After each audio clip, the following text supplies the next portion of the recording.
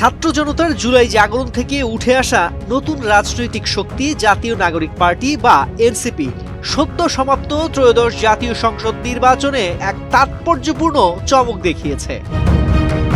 আন্দোলনের রাজপথ থেকে সরাসরি নির্বাচনী লড়াইয়ে এসে প্রথম অংশগ্রহণেই দলটির ৬ জন প্রার্থী বেসরকারিভাবে বিজয়ী হওয়ার দাবি করেছে।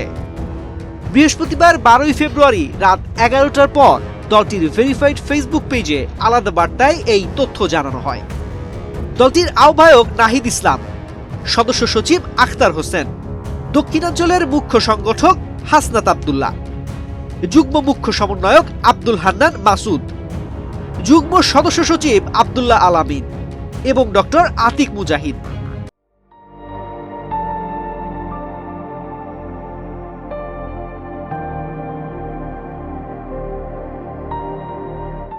এই ৬ জনকে জুলাই জাগরণের প্রতিনিধি হিসেবে তুলে ধরছে দলটি।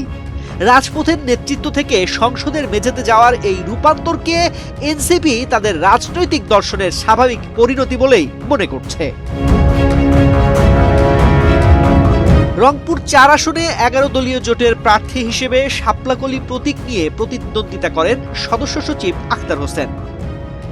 ১৬৩টি কেন্দ্রের ফলাফলে তিনি পান ১,৪৭,৯৪৭ ভোট, যেখানে ধানের শীষ প্রতীকের এমদাদুল হক ভরসা পেয়েছেন ১,৩৯,৬১৬ ভোট।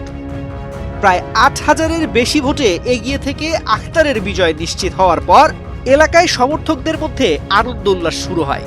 জুলাই আন্দোলনের সময় উত্তরাঞ্চলে সক্রিয় সাংগঠনিক ভূমিকার ধারাবাহিকতায় এই জয়কে স্থানীয়রা আন্দোলনের স্বীকৃতি হিসেবেই দেখছেন।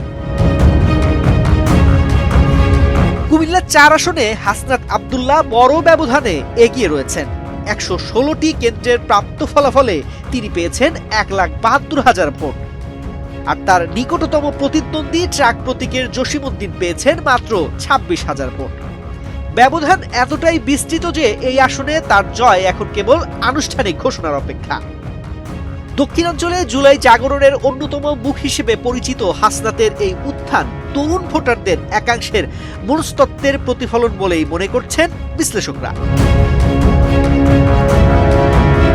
নোয়াখালী ৬ আসনে শাপলাকলি প্রতীকের প্রার্থী আব্দুল হান্নান মাসুদও স্পষ্ট ব্যবধানে এগিয়ে রয়েছেন। ৪৫টি কেন্দ্রের গণনায় তিনি পেয়েছেন ৩৭,২৩৩ ভোট, যেখানে ধানের শীষ প্রতীকের মাহবুব রহমান শামীম পেয়েছেন ২৪,৭৪৬ ভোট।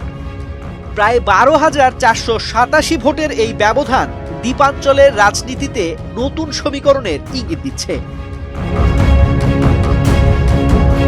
তবে বিজয়ের দাবি ঘোষণার পাশাপাশি ফলাফল নিয়ে সতর্ক অবস্থানও নিয়েছে দলটি। এনসিপির মুখপাত্র আসিফ মাহমুদ সজীব ভুইয়া অভিযোগ করেছেন, ভোট গ্রহণ সুষ্ঠু হলেও ফলাফলে কারচুপির আশঙ্কা রয়েছে। দলের আহ্বায়ক নাহিদ ইসলাম চূড়ান্ত ফল ঘোষণা না হওয়া পর্যন্ত নেতাকর্মীদের ভোট কেন্দ্রে সতর্ক অবস্থানে থাকার নির্দেশ দিয়েছেন, অর্থাৎ রাজপথের সতর্কতা এখনো নির্বাচনী মাঠ ছাড়েনি। তানজির রহমান, বাংলাদেশ প্রতিনিধি।